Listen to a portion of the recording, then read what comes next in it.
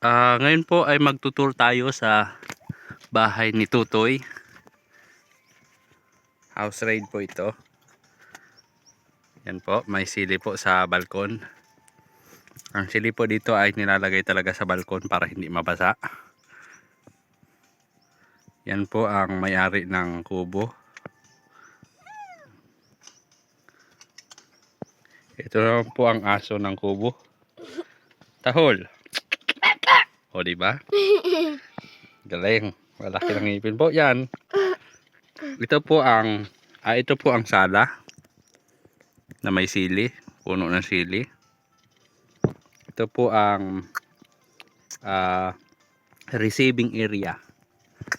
Dito po tinatanggap ang mga bisita. At dito na rin po ang kusina na may tutong na kanin. Ayan. Ayan po yung kanin na tutong. Ito po ang iba pang mga lutuan. Itim po talaga ang kulay niyan. Pag ginagamit po yan ay naputi po yan. Ito po ang aming ang kanilang mga mineral water. At ang baso. Ayan. May toothbrush pa po. Ngipin. Yeah. Ayan. Yan po. May pangit po na anino. Ito po ang kwarto. Na parang balkon. Butas-butas. Ito po yung aming tanghalian kanina. Bayabas dahil ang kanin po ay natutong. Ayan po. Tingnan po natin yan. At matatanaw po natin dito sa labas ang kabundukan.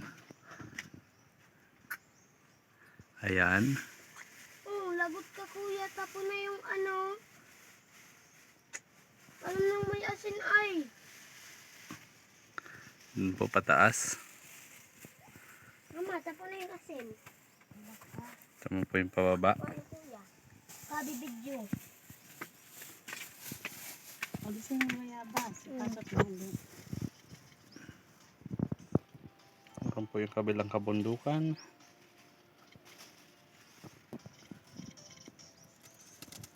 Chu!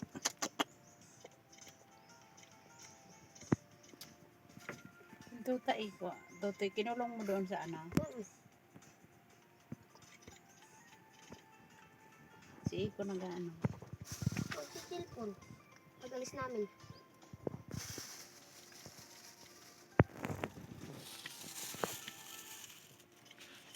Anong paahon nito? Toy. Ano ang ulo nitong malaki nito? Toy. Ang laki oh.